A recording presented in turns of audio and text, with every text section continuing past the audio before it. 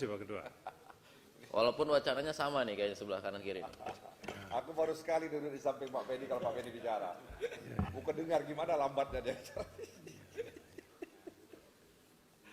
Terima kasih Pak Ketua. Baru kali ini kita duduk bareng.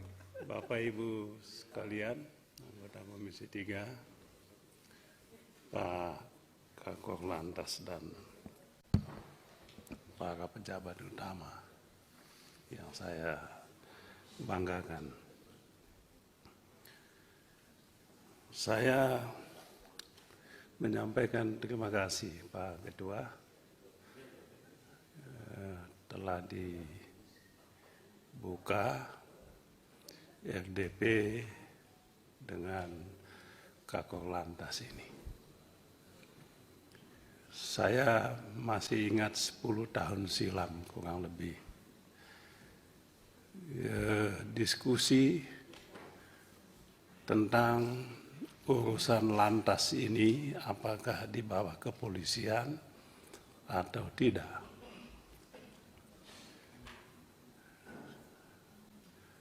Ada pandangan urusan lantas ini bukan urusan penegakan hukum.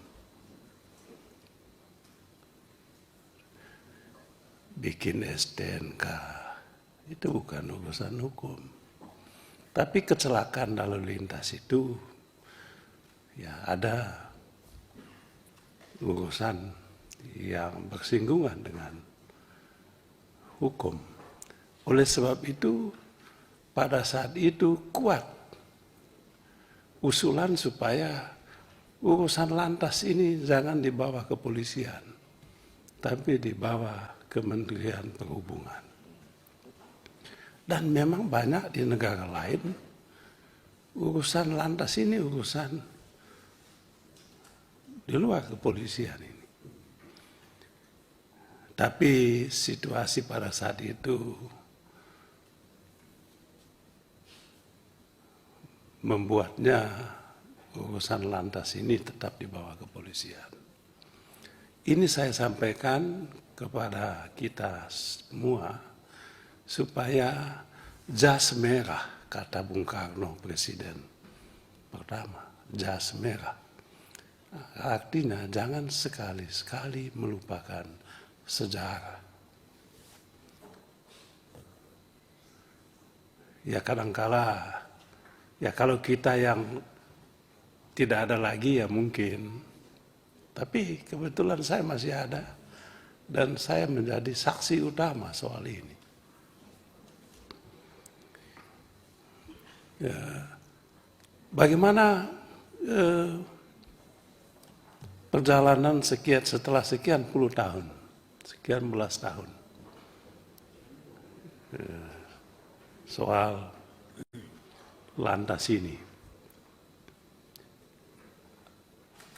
Juga kuat pandangan bahwa jangan dibebani urusan mencari nafkah, mengumpulkan pendapatan PNBP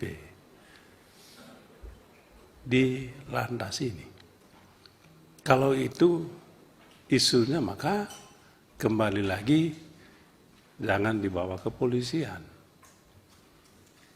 Ya tentu menerbitkan BPKB, STNK ada hubungannya dengan itu.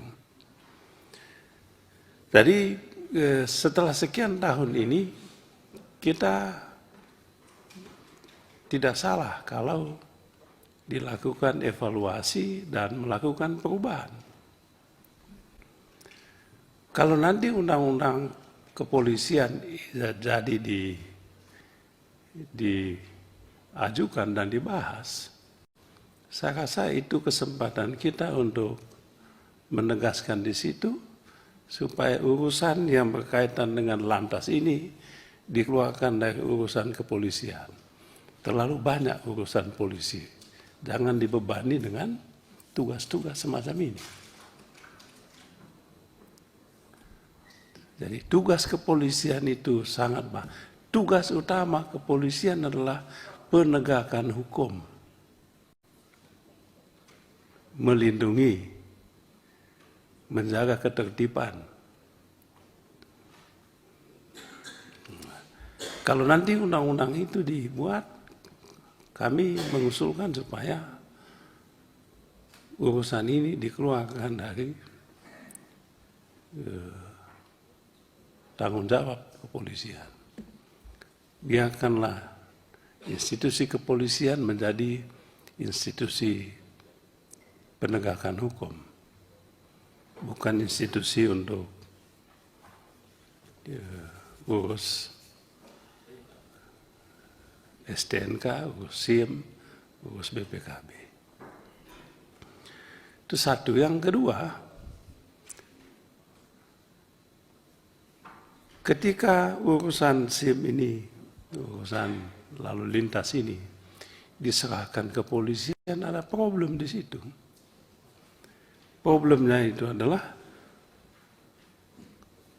kepolisian dibebani tanggung jawab untuk mencari uang di sini. Yang tadi Pak Kakor Lantas menyampaikan PNBP tadi. Tadi coba bayangkan PNBP okelah mendapatkan surat izin mengemudi, pendapatan surat izin mengemudi. Padahal ya mestinya itu gratis dong. Surat izin mengemudi. Pelayanan publik mestinya. Nah, lebih celaka lagi perpanjangan SIM. Nah, itu yang pernah tadi tahun lalu kami pernah mengusulkan ini. Tadi disinggung oleh Pak Suding mengenai perpanjangan SIM ini. Mengapa perpanjangan SIM harus dibebani lagi? Yang punya SIM harus membayar lagi untuk perpanjangan. Mungkin tes lagi.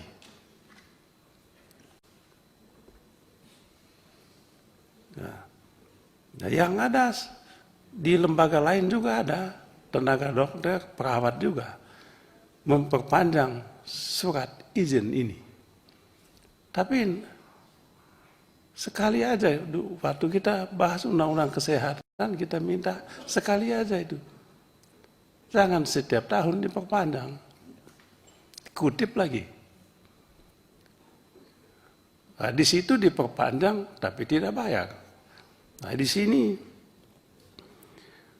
bayangkan target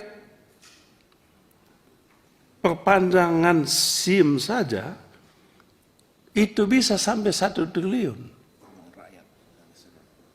Dan SIM itu Pak Kakor Lantas itu orang-orang kecil. Orang-orang kecil. Di daerah saya di NTT, Provinsi Kepulauan, untuk memperpanjang SIM saja harus datang ke Kupang. Ada SIM tertentu yang di kabupaten. Di kabupaten pun susah. Tiba-tiba mesin rusak. SIM tidak bisa diperpanjang. Lalu mereka yang tidak bisa memperpanjang SIM akibat mesin rusak tetap membawa kendaraan kemudian ditangkap dengan alasan SIM sudah mati. Loh, ya mati SIM kan, Bapak tidak mati mesinnya. Masa rakyat harus dijadikan korban? Jadi, lalu apa sebetulnya? Memperpanjang SIM, datang dari kampung ke Kupang, naik pesawat, coba bayangkan. Ke Pak Kakor Lantas mungkin pernah di NTT. Coba bayangkan, ke Kupang naik pesawat. Dan pesawat dari kampung saya ke Kupang itu mahalnya sama dengan dari Jakarta ke Thailand. Sama Pak Kakor Lantas. Pesawatnya dulu itu, belum nginapnya lagi di Kupang. Hanya untuk memperpanjang SIM. Belum nunggunya lagi. Hanya untuk memperpanjang SIM. Saya tidak tahu di provinsi-provinsi lain, tapi dugaan saya sama. Oleh sebab itu, Pak Ketua, saya sebetulnya ingin sekali mesti diaudit. Saya ingin dapat laporan tadi. Tahun 2024 ini Pak, berapa banyak SIM itu yang Bapak terbitkan? Berapa yang diperpanjang? Diaudit. Berani nggak diaudit? Coba Pak Kakor Lantas, audit. Kalau audit ini,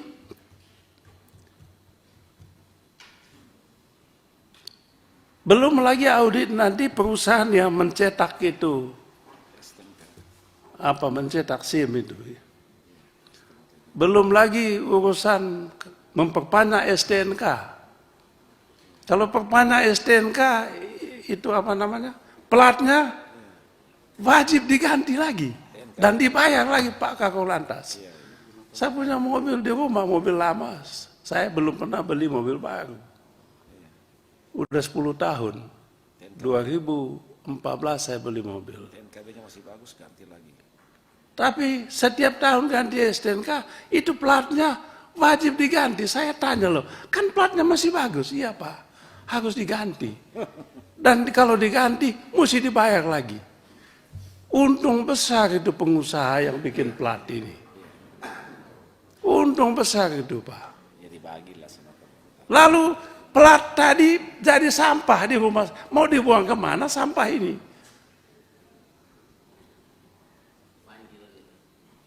Jadi pengusaha yang menerbitkan ini, yang bikin, saya udah hitung itu Pak, coba bayangkan. Pak Kakor Lantas, berapa STNK yang diperpanjang setiap tahun? Berapa plat? Kali bagi, berapa itu?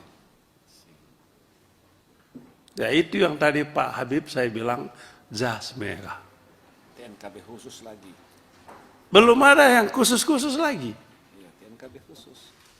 Itu harganya. Jadi persoalan kita soal lantas ini, kalau mau lebih dalam sedikit, lebih terbuka, bukan soal ya ini sih bolehlah. Tapi soal kita adalah soal ini, tata kelola. Tata kelola. Ya, oleh sebab itu, kami tetap punya pandangan bahwa soal SIM dan STNK ini perpanjangan itu soal fungsi pelayanan.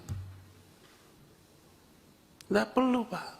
Perpanjang SIM itu oke lah perpanjang SIM, tapi pakai mesin aja perpanjang SIM. Kalau toh mau itu. Register aja. Tidak perlu dibayar. Tidak perlu lagi dibayar.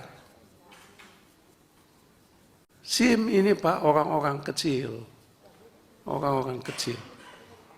Nah, oleh sebab itu Pak Ketua, saya mengusulkan supaya dimasukkan dalam kesimpulan rapat. Minta kepada Kapolri supaya Panjangan SIM STNK. perpanjangan STNK, SIM, TNKB. perpanjangan SIM, STNK, TNKB. apalagi TNKB. TNKB. dihapuskan mulai tahun anggaran 2025 ini. Oke lah yang sudah lewat, dilewat. Yang kedua, masukkan di dalam kesimpulan, diaudit. Panggil pengusahanya. Panggil pengusahanya. Pengadaan mobil. Sama juga dengan kena roda 4, roda 2, mobil juga. Panggil itu. Betul nggak sekian jumlahnya? Sesuai dengan speknya tidak. Nah ini kalau kita mau serius Pak Ketua.